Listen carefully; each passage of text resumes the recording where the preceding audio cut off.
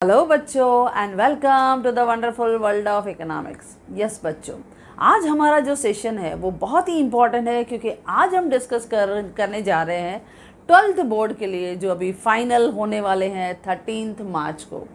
उसके लिए आपको इकोनॉमिक्स का कैसे प्रिपरेशन करना है that we are going to understand in a very easy way. As you know that simplicity is our main motto. Now आज हम सीखेंगे कि इकोनॉमिक्स जो हमने पूरा साल पढ़ा, हमने पूरे चैप्टर्स को यूट्यूब पे भी मैंने कवर कर दिया और उसमें मैंने सब टॉपिक्स वन बाय वन जो है वो कवर किया हुआ है। लेकिन फिर भी जब बोर्ड के लिए आपको प्रिपेयर होना है तो हमें बोर्ड में किस तरह से अटेम्प्ट करना है, कौन से क्वेश्चन को कैसे प्रिपेयर करना है, आज हम थोड़ा रिवाइज कर लेते हैं इन अ वेरी इजी वे। तो चलो बच्चों, आज हम डिस्कस करेंगे all the important question and specially the paper pattern of the board जो हमारे महाराष्ट्र बोर्ड ने बहुत ही वेल डिज़ाइन किया हुआ है। क्योंकि स्पेशली जब हम इकोनॉमिक्स की बात करते हैं बच्चों, तो इकोनॉमिक्स का पेपर पैटर्न हमारे महाराष्ट्र बोर्ड में हम लोग कहेंगे सबसे बेस्ट है। क्योंकि ये पेपर पैटर्न ऐसा बना हुआ है जिसमें इकोनॉमिक्स जो आपको डिफ़िकल्ट जैसा सब्जेक्ट लगता है लेकिन एक्चुअल सेंस में इट इज़ वेरी इजी। और पेपर पैटर्न तो आपके लिए ऐसा बनाया गया है कि फेल होना डिफ़िकल्ट है। मैंने क्या कहा बच्चों? फेल होना डिफ़िकल्ट है क्योंकि पेपर पैटर्न आपका इस तरह से डिज़ाइन किया गया है कि बच्चे मैक्सिमम मार्क्स ले सकते हैं और वो भी इजीली ले सकते हैं और टाइम सेविंग है। तो चलो आज डिस्कस करते हैं कि कैसे हम अपने इकोनॉमिक्स जो आपको डिफ़िकल्ट लगता है लेकिन हम उन्हें बनाएंगे बहुत इजी और मोस्ट स्कोरिंग सब्जेक्ट। तो डिस्कस करते हैं जो हमारा इकोनॉमिक्स का पेपर है कमिंग दिस 13 मार्च को 23 को। और टाइमिंग भी कैसा है बच्चों? दोपहर का टाइमिंग है 3 to 6 और आपका रिपोर्टिंग टाइम कैसा है 2:30। आपको एग्जामिनेशन हॉल में पहुंच जाना है। तो चलो, जब हम 2:30 एग्जामिनेशन हॉल में पहुंचेंगे इमीडिएटली आपको आंसर कॉपी दिया जाएगा। बराबर बच्चों?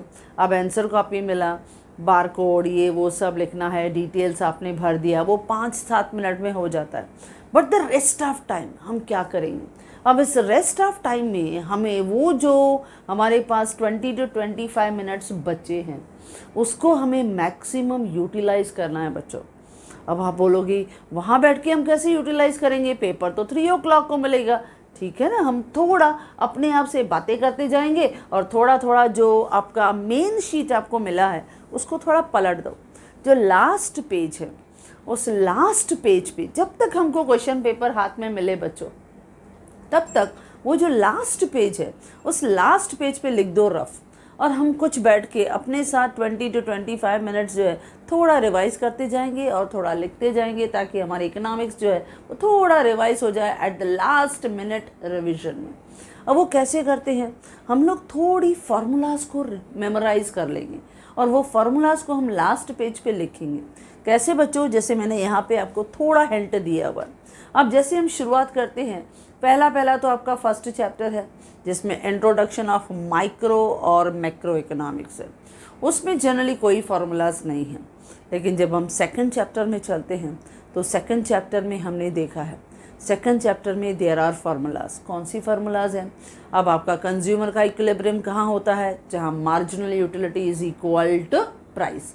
जहाँ मार्जिनल यूटिलिटी प्राइस के इक्वल होती है वहाँ हमारे कंज्यूमर का इक्विलिब्रियम हमें दिखाई देता है। या जब हम देखते हैं टोटल यूटिलिटी, जब हम टोटल यूटिलिटी देते हैं तो वो भी क्या है? Summation of marginal utility.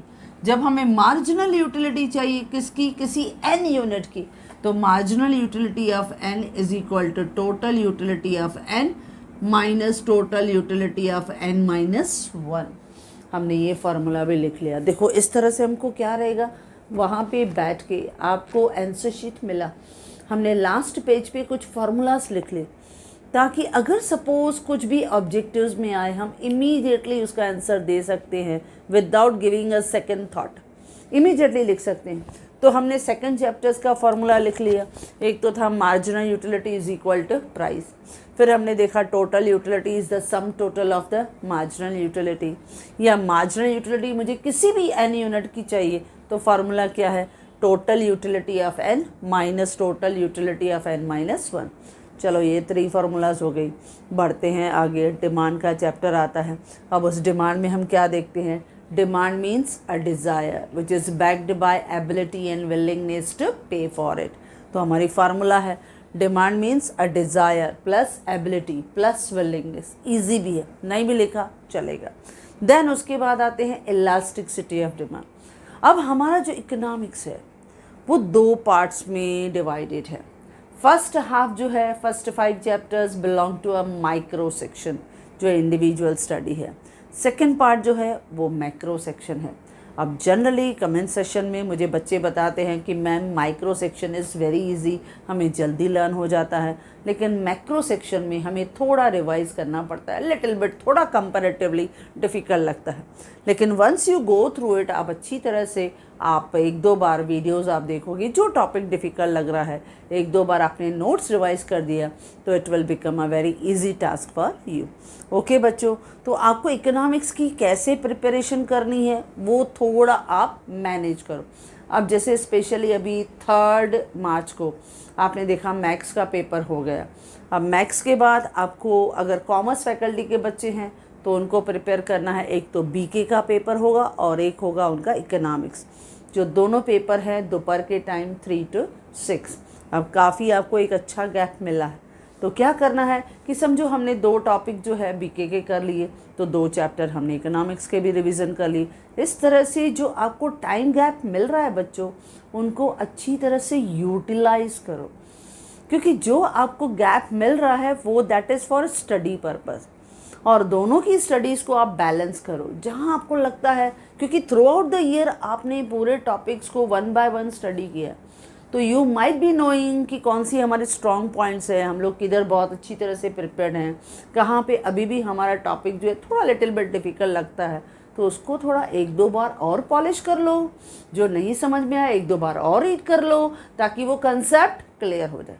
और जैसे ही हम एग्ज़ाम रूम में पहुँचे 2:30 को हमें पेपर मिला हाथ में, हमने पेपर को पलटा, पहले हमने पूरी फॉर्मेलिटीज़ कवर की और उसके बाद हम थोड़ी थोड़ी फार्मूलाज लिखना शुरू हो गए।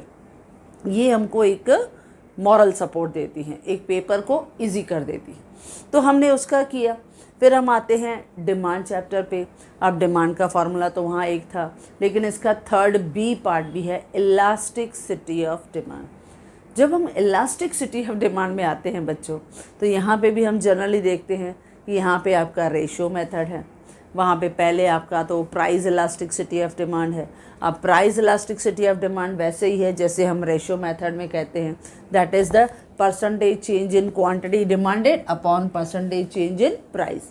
लेकिन अगर इनकम हो तो इनकम में हम लोग क्या करते हैं, percentage change in quantity demanded upon percentage change in income, income यानी वाई में। ओके, और अगर यहीं पे ही क्रॉस इलास्टिसिटी है, अगर यहीं पे ही क्रॉस इलास्टिसिटी है तो सेम रेशो का फॉर्मूला, लेकिन कैसे, percentage change in the quantity of A upon percentage change in the price of B product, क्योंकि यहाँ पे आपकी जो डिमांड है वो क्रॉस होती है विद द क्लोज सब्सटीट्यूट, उनके साथ हमारी डिमांड जो है वो ज़्यादा स्ट्रांगली अफेक्टेड होती है। जैसे टी एंड कॉफ़ी, अगर कॉफ़ी के प्राइस में अगर इफेक्ट आया तो टी के डिमांड जो है उसमें इफेक्ट आता है, तो that is called cross elasticity. तो cross elasticity of demand is equal to percentage change in the quantity demanded of A, यानी of one commodity due to the percentage change in the price of other commodity यानी B. तो देखो एक formula लिखा, जैसे आपका वहाँ पे ऑब्जेक्टिव आएगा वैसे हम अपने उस ऑब्जेक्टिव में, क्योंकि हम लोग करने वाले हैं पूरा पेपर पैटर्न, लेकिन जब तक आधा घंटा पड़ा है तब तक हम फार्मूलाज को थोड़ा रिवाइज भी करेंगे और लिख भी लेंगे। अच्छा, अगर आउटले मेथड है तो आउटले मेथड में है प्राइस इनटू क्वांटिटी। ओके बच्चों, और अगर ज्योमेट्रिक मेथड है तो वी नो दैट कि lower segment upon upper segment. अब देखो ये सब हो गया आपका यहाँ पे। अब हम बढ़ते हैं आगे, तो हमारे पास सप्लाई एनालिसिस है। अब इस सप्लाई एनालिसिस में आपके सामने आते हैं कुछ कंसेप्ट्स।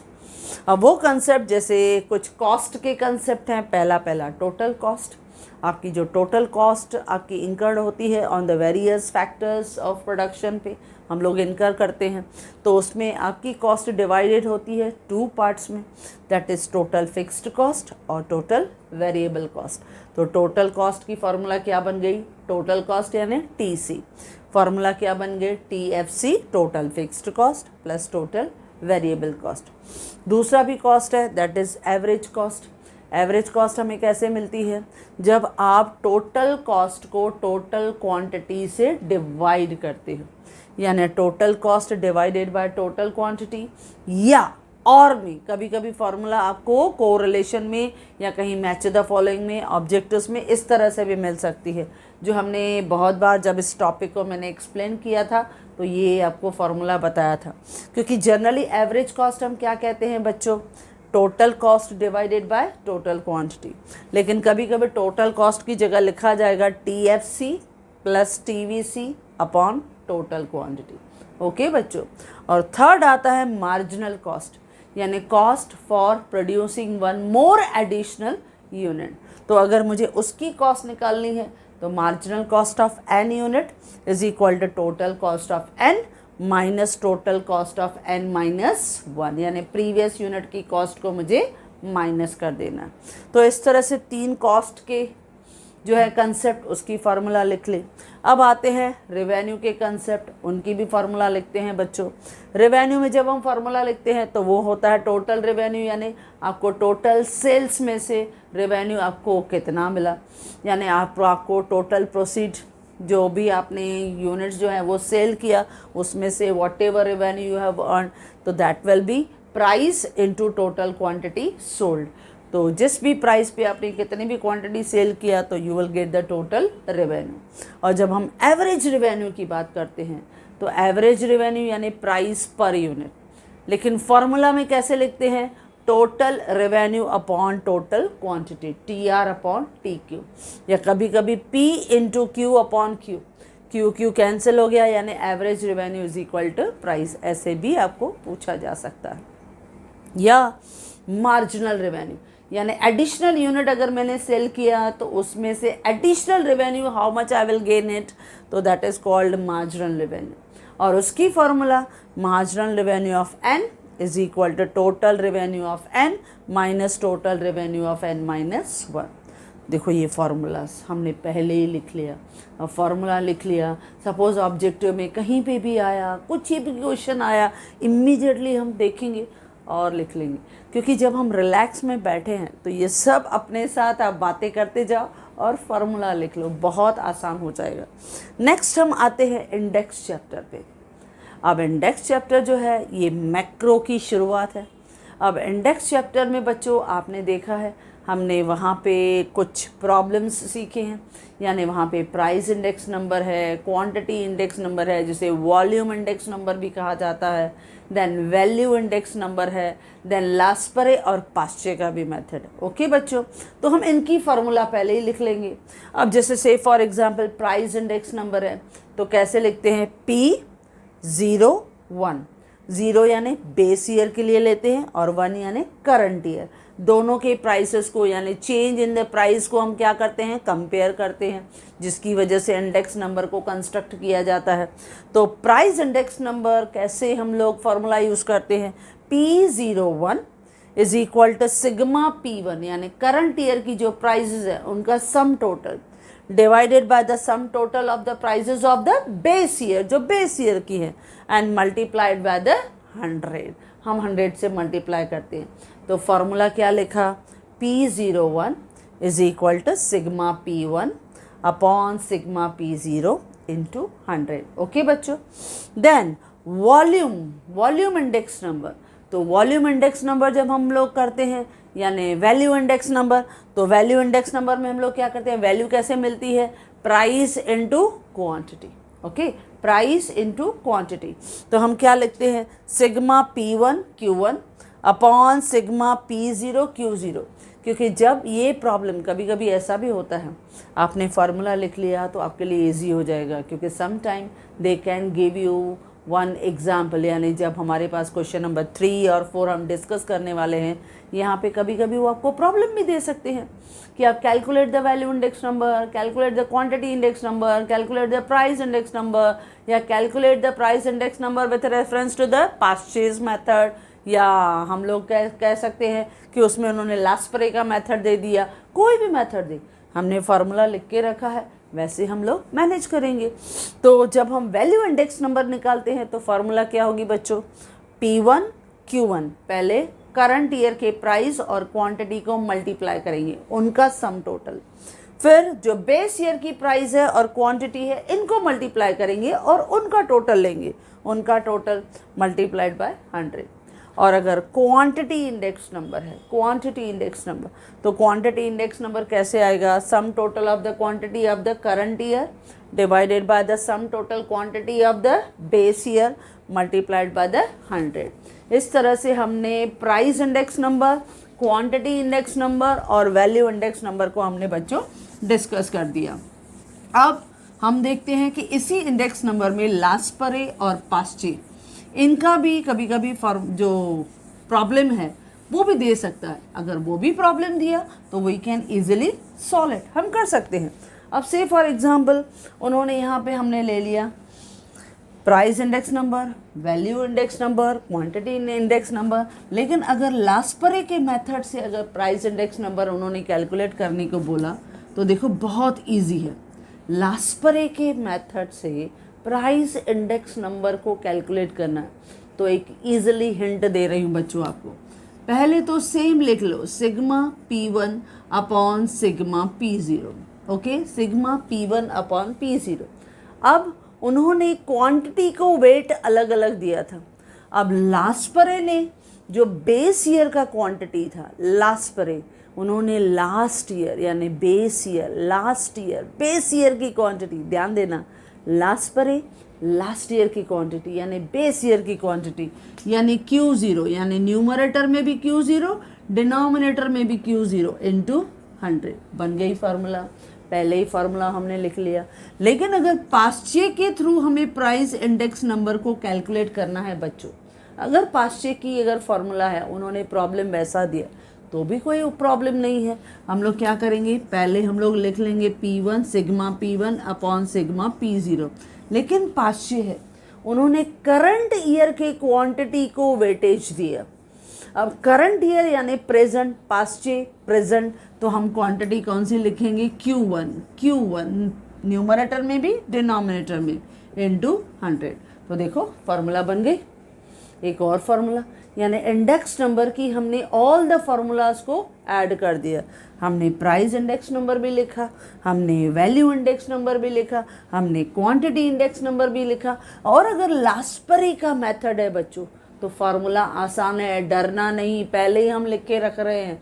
मैंने क्या कहा, P1 P0 आपका प्राइस इंडेक्स नंबर सेम, लेकिन अगर लास्परे है तो आपका लास्ट ईयर का क्वांटिटी यानी बेस ईयर का क्वांटिटी Q0 न्यूमरेटर और डिनोमिनेटर में, यानी आपको P1 और Q0 का सम टोटल निकालना है और P0 और Q0 का सम टोटल निकालना है। जैसी फार्मूला वैसी रिक्वायरमेंट, बस वो हम लोग उस पर्टिकुलर टेबल में हम लोग पुट कर देंगे और कैलकुलेशन फाइंड आउट कर लेंगे। यानी आपकी 4 मार्क का सम सॉल्व करना इजी हो जाएगा if formulas are already available in your paper. पूरी फार्मूलाज हम लिख रहे हैं, पूरा रिवीजन हम लिख रहे हैं, क्योंकि आधा घंटा बैठ के क्या करें, पूरी फार्मूला हम अपने साथ बातें करते गए और फार्मूलाज को डेवलप कर लिया। ओके बच्चों, अच्छा अब ये फार्मूलाज यहाँ पे आपके हो गए। ओके, ये था इंडेक्स नंबर। अब आगे बढ़े तो आगे आपका 7th चैप्टर जो है वो आपके मैक्रो का सबसे इम्पॉर्टेंट चैप्टर है, दैट इज़ नेशनल इनकम। अब जब हम नेशनल इनकम देखते हैं बच्चों, यानी total market value of all the goods and services produced and supplied in the economy during a year, यानी एक साल के अंदर हम कितने गुड्स एंड सर्विसेज को प्रोड्यूस करते हैं बच्चों, उन्हें सप्लाई करते हैं, उनके मार्केट वैल्यू को जब हम लेते हैं तो उसे हम कहते हैं नेशनल इनकम। अब जब नेशनल इनकम की फॉर्मूला है, कैसे आया बच्चों, नेशनल इनकम यानी GNP। ओके बच्चों, यानी नेशनल इनकम NI। याद है, उसमें भी हमने फार्मूला किया, that is C consumption goods plus I plus G government का expenditure, consumption plus investment expenditure plus government का expenditure plus net earning from the foreign trade यानी एक्सपोर्ट माइनस इम्पोर्ट, और प्लस ऐड करते हैं income from abroad यानी receipt minus payment. ये 5 element, 5 components हम add करते हैं तो मिलता है हमें नेशनल इनकम। तो GNP हमने लिया C plus I plus G plus X minus M plus R minus P, ये फार्मूला हो गया। अब हमें चाहिए NNP यानी नेट नेशनल प्रोडक्ट, ये सब हमारा मार्केट प्राइस पे होता है, तो हम लोग क्या करते हैं GNP में से माइनस कर देते हैं डेप्रीसिएशन, तो ये हमारा दूसरा भी हमारा फार्मूला बन गया। तो NNP eight market price GNP minus depreciation, correct बच्चों। अच्छा, एक और आपको इसमें से दिखाई देती है, अगर हमें NNP जो है वो फैक्टर कॉस्ट पे अगर फाइंड आउट करना है FC लेवल पे, NNP यानी नेट नेशनल प्रोडक्ट अगर मुझे फैक्टर कॉस्ट पे चाहिए, तो ये जो NNP है जो मार्केट प्राइस पे मिला, इसमें से हम माइनस क्या करते हैं बच्चों, इनडायरेक्ट टैक्सेस, हम इनडायरेक्ट टैक्सेस को माइनस कर देते हैं यानी IT, लेकिन मैं फुल फॉर्म बता रही, हम फार्मूला लिख रहे हैं, इनडायरेक्ट टैक्सेस को माइनस करते हैं और ऐड कर देते हैं सब्सिडी, क्योंकि ये कॉस्ट होती है जो हम इंकर करते हैं, गवर्नमेंट पे करती है सब्सिडीज, तो वो कॉस्ट होती है जो ऐड करते हैं to find out the net national product at factor cost. तो ये एक और फार्मूला हो गई। अच्छा, दूसरा भी हमें दिखता है, एक और इस चैप्टर में हमें दिखाई देता है GDP यानी गुड्स एंड सर्विसेज जो प्रोड्यूस्ड है within the boundary of our own country, जो हमारे देश के टेरिटरी में हमने प्रोड्यूस किया उसे हम कहते हैं GDP, ग्रॉस डोमेस्टिक प्रोडक्ट। अब ये बनता है 4 फैक्टर से, that is consumption expenditure plus investment expenditure plus government का एक्सपेंडिचर और net income from foreign trade यानी एक्सपोर्ट माइनस इम्पोर्ट, तो ये है GDP। लेकिन NDP अगर मैं निकालना चाहूँ तो NDP is equal to GDP minus depreciation. तो देखो बच्चों, इस 7th चैप्टर में भी ये हमारा फार्मूला हमें मिल गया। तो जब तक हम बैठे थे हमने क्या किया, शुरुआत से लेके यानी हमने 2nd चैप्टर यूटिलिटी एनालिसिस वहाँ से शुरुआत किया और फार्मूलास जो हैं वो सब डेवलप करते गए और लास्ट पेज पे हमने सब फार्मूलास को लिख लिया। इस तरह से हमारा वो जो पूरा हाफ एन आवर था, 20-25 मिनट्स था, वो पूरा यूटिलाइज हो गया। ओके बच्चों, चलो ये हमारा पहला हमने 20-25 मिनट्स यूटिलाइज़ किया। अब मिला जैसे ही 3 o'clock का बेल रिंग हुआ और हमारे हाथ में आ गया हमारा क्वेश्चन पेपर, जिसके लिए हम पहले से ही प्रिपेयर्ड हैं। लेकिन आज हम बात करें कैसे प्रिपेयर करें। अब हमारा जो मैंने कहा कि जो हमारा पेपर पैटर्न है, जो हमारी महाराष्ट्र बोर्ड ने बहुत स्मार्टली जो है वो डिज़ाइन किया है, और ये इकोनॉमिक सब्जेक्ट जो है वो commerce faculty and arts faculty दोनों के लिए रहता है। ओके बच्चों, तो दोनों में स्पेशली कॉमर्स फैकल्टी हो या आर्ट्स फैकल्टी हो, दोनों में सेम पेपर जो है वो यूज़ होता है। अब पहला आपका क्वेश्चन नंबर 1 जो हमारे बोर्ड का पेपर पैटर्न का पहला हिस्सा है वो है ऑब्जेक्टिव। ना ऑब्जेक्टिव्स के लिए नंबर 1 आपकी प्रिपरेशन होना ज़रूरी है, और इसके लिए आपने देखा है कि मैंने हर चैप्टर को जितना भी मैंने कंटेंट आपको एक्सप्लेन किया है, एक एक टॉपिक एक्सप्लेन किया है, लेकिन उसके बाद मेरा लास्ट जो उस चैप्टर का एंडिंग होता था विद द ऑब्जेक्टिव्स, हमने ऑब्जेक्टिव भी डिस्कस कर लिया।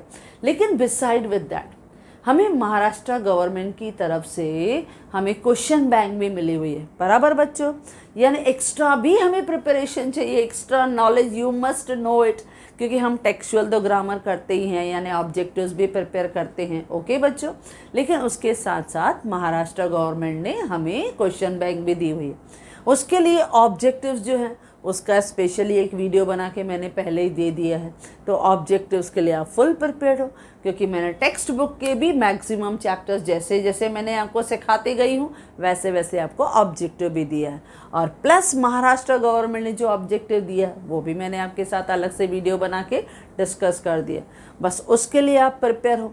जैसे ही पेपर आया आपने ऑब्जेक्टिव देखा, objectives immediately, because now you are well prepared, जैसे ही ऑब्जेक्टिव पढ़ते जाएंगे, एटलीस्ट एक जो भी ऑब्जेक्टिव है, सपोज इकोनॉमिक टर्म्स है, चूज़ द करेक्ट आंसर है, चूज़ द करेक्ट ऑप्शन है, जो भी आपको मिलता जा रहा है आप पढ़ते जाओ और आंसर लिखते जाओ, क्योंकि now you are fully prepared. Okay बच्चों, जैसे ही मिला आपने उसमें से कोरिलेशन है, ऑड वर्ड आउट उसमें आ रहा है, या असर्शन और रीजनिंग है, जो मैक्सिमम बच्चे बोलते हैं मैम ये थोड़ा समझने में दिक्कत आ रहा है, कोई प्रॉब्लम नहीं है, क्योंकि जब भी असर्शन और रीजनिंग आता है तो उसमें भी जब आप सेंटेंस पढ़ रहे हो तो पहले अपने साथ वो डिसाइड करो कि ये सेंटेंस ट्रू है कि फॉल्स है। अगर वो ट्रू है, सपोज असर्शन ट्रू है और रीजनिंग भी ट्रू है, तो जो रीजनिंग वाला सेंटेंस है तो दोनों ट्रू, तो क्या वो रीज़न जो है वो असर्शन वाली यानी फर्स्ट सेंटेंस का प्रॉपर एक्सप्लेनेशन है, करेक्ट एक्सप्लेनेशन है या नहीं है। तो ये दोनों में पहले कंपेयर करके देखना है if both the sentence are true. और अगर ट्रू और फॉल्स है वो तो फिर क्लियर आपको मिलेगा कि कोई सेंटेंस ट्रू है और कोई फॉल्स है, तो क्लियर जजमेंट आपको मिल जाएगा। ओके बच्चों, तो असर्शन और रीजनिंग भी कोई डिफ़िकल्ट नहीं है, तो ऑब्जेक्टिव से तो डरना ही नहीं है। आपके ऑब्जेक्टिव्स जो है वो आपने अपने कॉलेज में एबिलिटी टेस्ट उसके लिए भी प्रिपेयर किया होगा, बोर्ड के एग्ज़ाम है उनके लिए भी प्रिपेयर किया हुआ है, तो ऑब्जेक्टिव्स के ऊपर आपका कमांड, आपका कॉन्फिडेंस जो है वो अच्छा होना चाहिए। आपने पढ़ा अच्छी तरह से, उन ऑब्जेक्टिव्स को अटेम्प्ट करो, यानी उसमें उन्होंने करेक्ट ऑप्शन दिया है, चूज़ द करेक्ट ऑप्शन बोला है, या कंप्लीट द सेंटेंस आपको दिया गया है, गिव इकोनॉमिक टर्म्स उन्होंने बोला है, ऑड वर्ड आउट के लिए बोला है, मैच द फॉलोइंग पेयर्स बोला है, या उन्होंने आपको असर्शन और रीजनिंग दे दिया है, कोरिलेशन आपको दिया हुआ है। Anyway different parameters are given और वो ऑब्जेक्टिव्स के लिए आपको प्रिपेयर करना है। तो देखो 20 मार्क्स तो इधर आपके हो गए। अब 20 मार्क्स में सपोज अभी हम लोग टाइम मैनेजमेंट भी देखेंगे।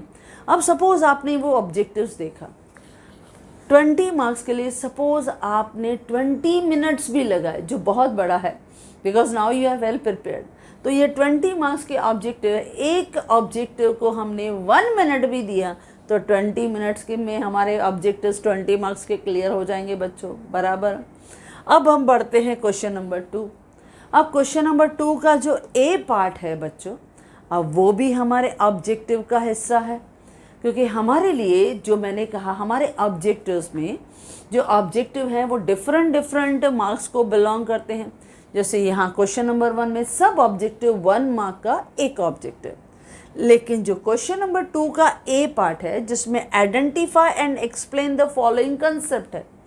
अब ये कंसेप्ट जो हैं ये स्मॉल केस स्टडीज़ की तरह होते हैं, जो हमने हर चैप्टर्स में देखा है, हमने पढ़ा है और ऑब्जेक्टिव में हमने डिस्कस भी कर लिया है बच्चों।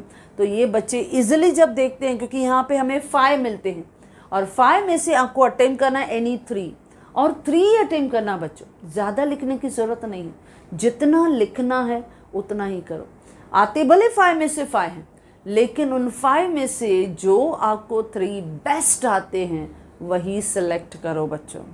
और इस आइडेंटिफाई द फॉलोइंग कंसेप्ट में महाराष्ट्र बोर्ड की क्वेश्चन बैंक में भी कुछ कंसेप्ट दिए हैं, जिसके लिए मैंने एक अलग वीडियो बना दिया है। All the concept apart from your textual, जो हमारा टेक्सचुअल कंसेप्ट है उसके अलावा भी कुछ कंसेप्ट है जिसके लिए मैंने अलग से बना दिया है। तो ये भी हमारे लिए फुल स्कोरिंग है, क्योंकि यहाँ पे फुल मार्क्स मिलते हैं। आपने केस स्टडी पढ़ा, यानी 1 या 2 लाइन में उन्होंने आपसे पूछा, आपने कंसेप्ट पहले आइडेंटिफाई करो, आप पहले कंसेप्ट पहचानो वो कौन सा कंसेप्ट है, प्लस नंबर ध्यान से दो बच्चों। जब आप स्पेशली ये क्वेश्चंस आप अटेम्प्ट करते हो तो नंबर थोड़ा ध्यान से दो कि आपने फर्स्ट जो केस पढ़ा, आपने पढ़ा कि नीलेश जो है he purchase the ornaments for sister, उसने उसके लिए परचेज कर लिया।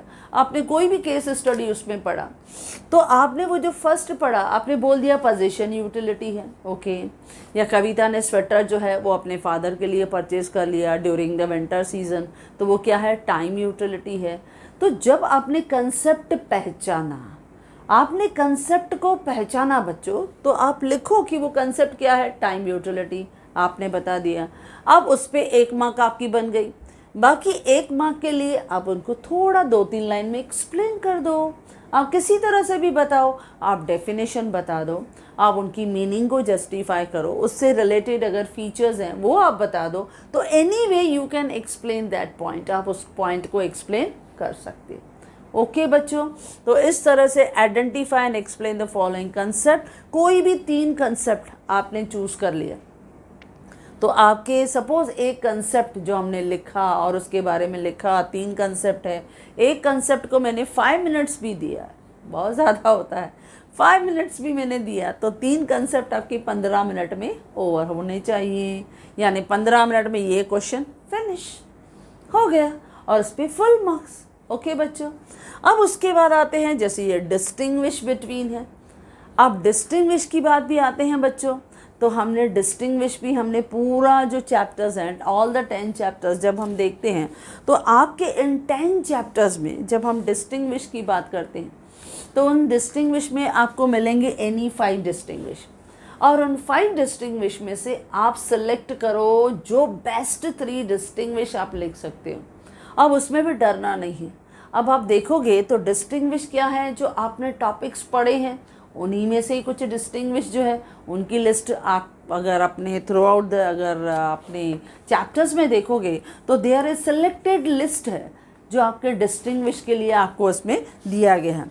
अब आप देखोगे जब हम लोग कुछ सेलेक्टेड जो मैंने लिस्ट स्पेशली मैंने ऑब्ज़र्व किया, तो आपके इन 10 चैप्टर्स में स्पेशली बच्चों हम देखते हैं तो फ्यू सेलेक्टेड जो डिस्टिंग्विशेस हैं, जैसे पहले फर्स्ट चैप्टर में अगर हम बात करते हैं तो हम लोग देखते हैं इसमें एक lumping method, slicing method, general equilibrium, partial equilibrium, micro economics, macro economics, इस तरह से डिस्टिंग्विश दिए गए हैं।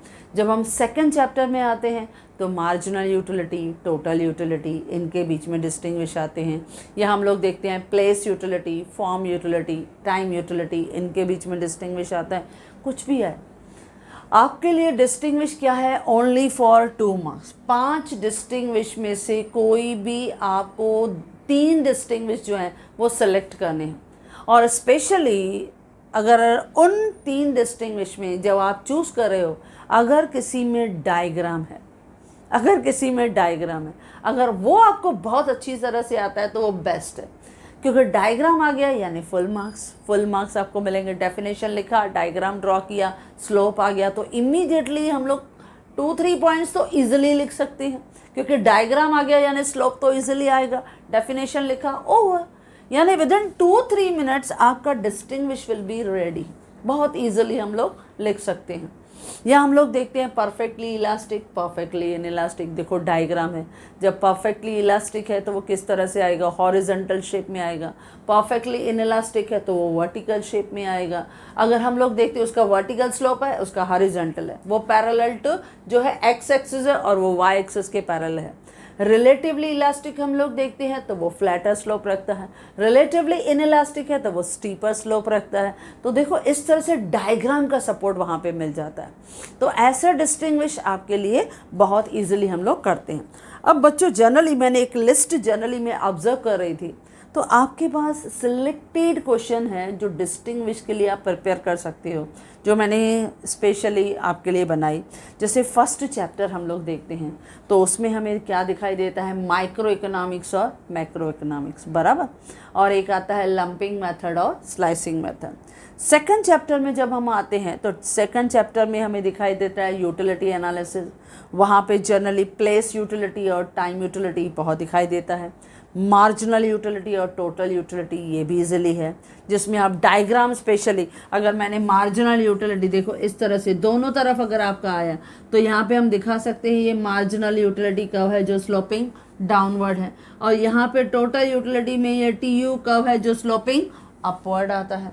तो इस तरह से हम डायग्राम का भी सपोर्ट दे सकते हैं, तो वो आपके जो डिस्टिंग्विश है ज़्यादा आपके लिए कंफर्टेबल जोन आता है। अगर मैं आती हूँ थर्ड चैप्टर तो 2 पार्ट्स में है, 3A demand analysis, 3B elasticity of demand. अब यहाँ पे भी बच्चों थर्ड चैप्टर में अगर हम डिस्टिंग्विश देखते हैं तो सिलेक्टेड ही है, desire and demand. Expansion of demand and contraction of demand. अब जब हम देखते हैं एक डिमांड का एक्सपांड होना बच्चों, डिमांड का एक्सपांड होना क्यों होता है? Due to fall in price. Price fall हुआ, इसके लिए डिमांड एक्सपांड हुआ। और जब प्राइस आपका राइज होता है तो डिमांड क्या होता है? कॉन्ट्रैक्ट होता है। तो expansion and contraction of demand. अब जनरली जब ये भी आपका डायग्राम होता है, जब आप प्रिपरेशन कर रहे हो बच्चों, तो ये डायग्राम्स आप हमेशा इकोनॉमिक्स में, हर बच्चा जब भी इकोनॉमिक्स पढ़े तो हमने बार बार ये आपके साथ डिस्कस किया है कि जब भी आप पढ़ रहे हो तो थोड़ा डायग्राम की आप प्रैक्टिस करो। जितना आपका डायग्राम के ऊपर कॉन्फिडेंस बढ़ेगा, it will be good for you. अब जैसे से फॉर एग्जांपल हमने देखा कि ये डिमांड कब है, नॉर्मल डिमांड कब है, ओके। अब यहाँ पे we are at the centre position, हम सेंटर पोजीशन पे हैं, पी क्यू और ये ए पॉइंट। जैसे ही प्राइस फॉल हुआ, प्राइस फॉल हुआ यानी P1 नीचे गए, देखो यहाँ पे आपको नया पॉइंट मिला, तो ये Q1, तो ये देखो ये क्या हो गया आपका? एक्सपांशन। ये आपका एक्सपांशन ऑफ डिमांड। लेकिन जैसे ही प्राइस राइज हुआ, दैट इज P2, तो यहाँ पे हमें नया पॉइंट मिला। ये देखो क्वांटिटी कम हो गई, पीछे आ गए और यहाँ पे हम ऊपर चले गए, तो यहाँ पे आपको हम क्या बोलेंगे? कॉन्ट्रैक्शन। तो देखो expansion in demand sloping downward, contraction sloping upward.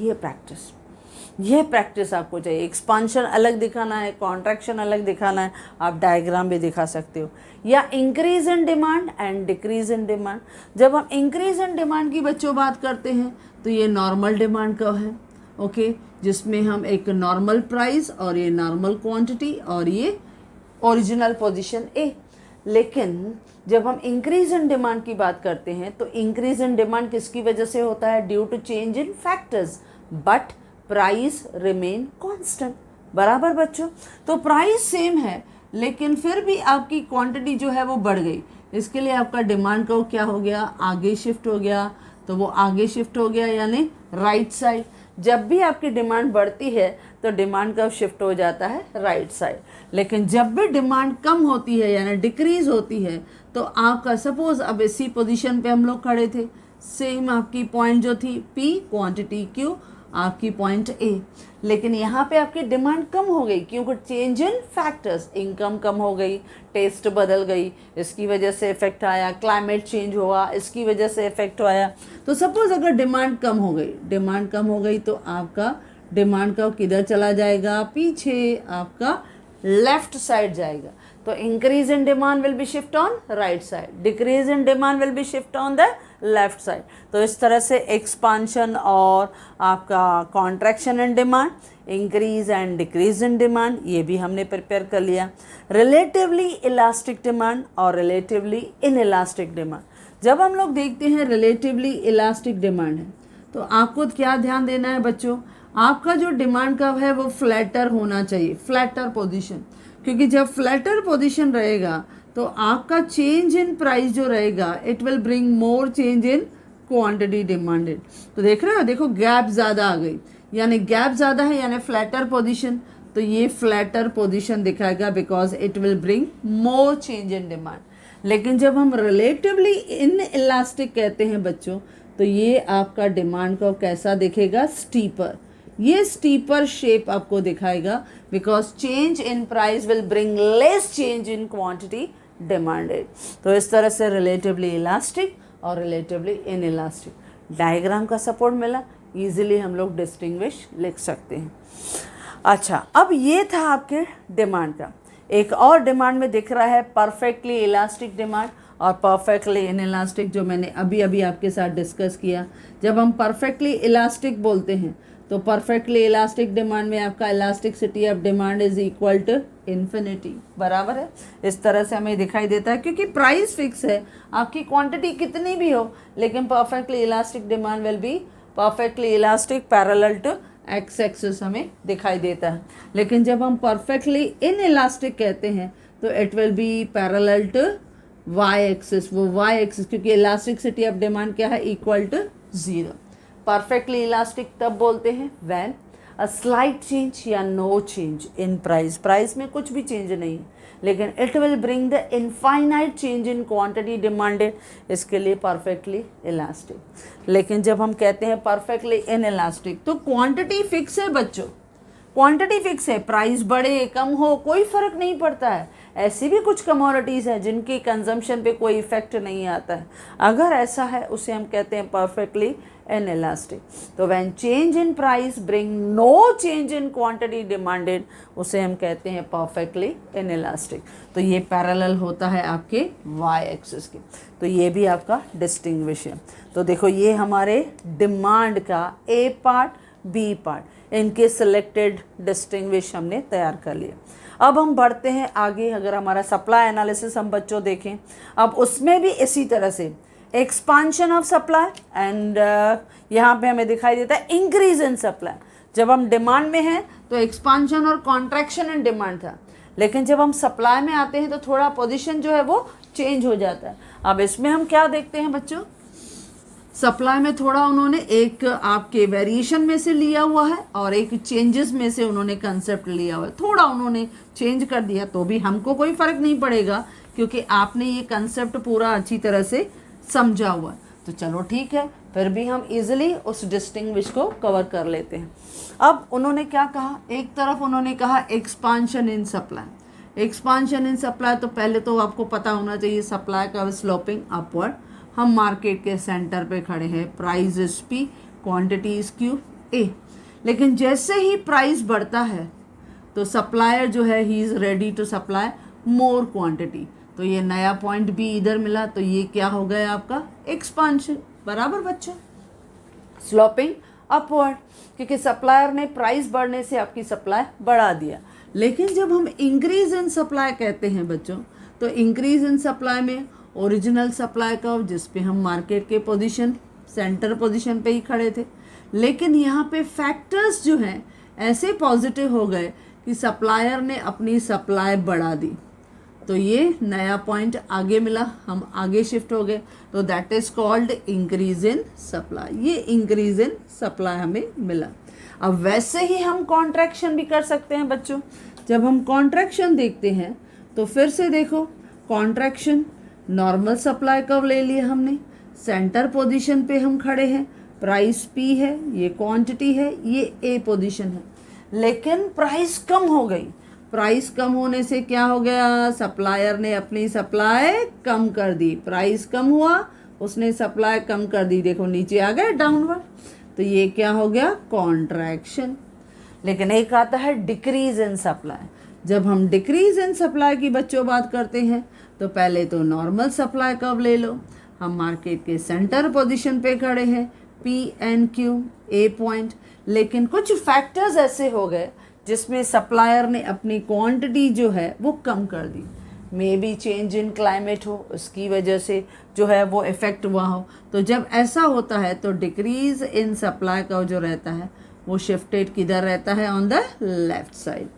तो इस तरह से हमने कॉन्ट्रैक्शन भी दिखाया और डिक्रीज भी दिखाया, और डायग्राम के साथ हम उनको इजीली एक्सप्लेन भी कर सकते हैं।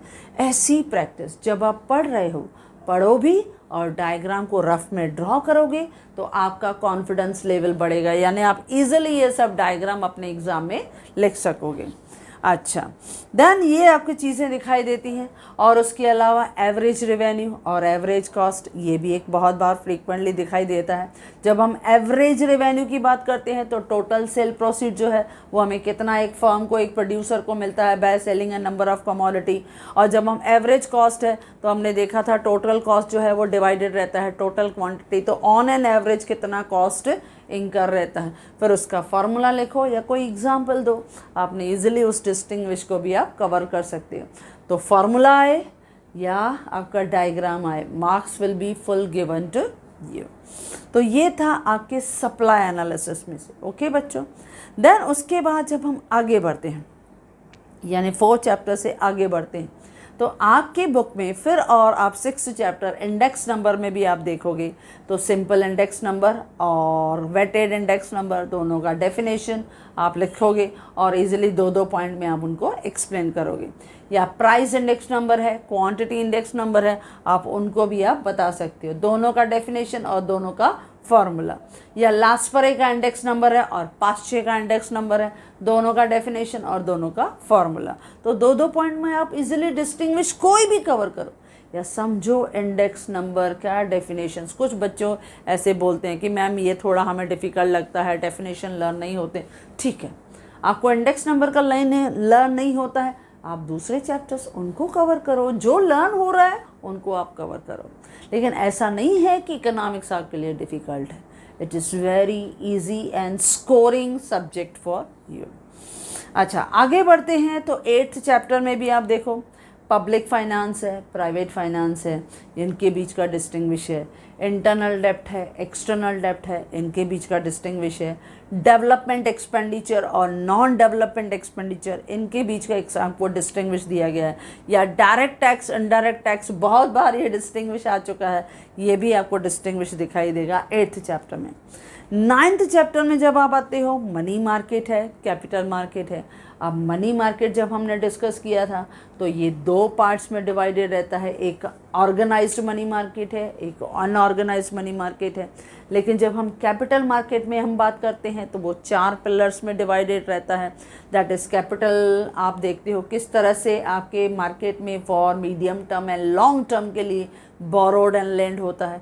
तो उसमें गवर्नमेंट की सिक्योरिटीज़ हैं, इंडस्ट्रियल सिक्योरिटीज़ मार्केट है, डेवलपमेंट फाइनेंशियल ऑर्गेनाइजेशन है और फाइनेंशियल इंटरमीडिएटरीज़ हैं। तो किस तरह से कैपिटल मार्केट हेल्पफुल रहता है, आप इन दोनों के बीच में डिस्टिंग्विश लिख सकते हो। देन लास्ट चैप्टर जब आते हैं फॉरेन ट्रेड इन इंडिया, उसमें भी internal trade, international trade, trends in export में कितना बदलाव हुआ है, ट्रेंड इन एक्सपोर्ट में कितना बदलाव हुआ है, या बैलेंस ऑफ पेमेंट और बैलेंस ऑफ ट्रेड, इनके बीच में क्या डिस्टिंग्विश है। ये सब आपके डिस्टिंग्विश अगर आप देखोगे बच्चों आपके बुक के, तो मुश्किल से 20 to 21, 22 distinguishes are given in the entire syllabus, मुश्किल से। यानी आपका ये जो क्वेश्चन है it will be very easy to score, हम इजीली कवर कर सकते हैं। यानी 5 डिस्टिंग्विश दिए रहेंगे, उनमें से कोई भी 3 डिस्टिंग्विश आपको करना है। और इन 3 डिस्टिंग्विश यानी एक एक डिस्टिंग्विश को आप देखोगे 4 से 5 मिनट से ज़्यादा समय नहीं लगता है बच्चों। यानी इजीली आपके 15 मिनट में ये 3 डिस्टिंग्विश कवर हो जाते हैं। ओके बच्चों, अब देखो आपका ये जो सेकंड क्वेश्चन है हमने कवर किया। सपोज हमने ये सेकंड क्वेश्चन भी कवर किया, यानी आपने आइडेंटिफाई 5 में से कोई भी 3 बेस्ट कंसेप्ट चुने और उनका एक्सप्लेनेशन भी बहुत अच्छी तरह से हमने डिफाइन किया, एक्सप्लेन किया, हमने ये कवर किया। फिर 5 डिस्टिंग्विश में से 3 डिस्टिंग्विश जो हमें बेस्ट आते थे वो हमने सेलेक्ट किए और कवर किए। तो आपका यहाँ पे 15 मिनट इधर, 15 मिनट इधर, आधा घंटा हो गया। Okay, half an hour. आपने सपोज यहाँ 20 मिनट भी ले लिया।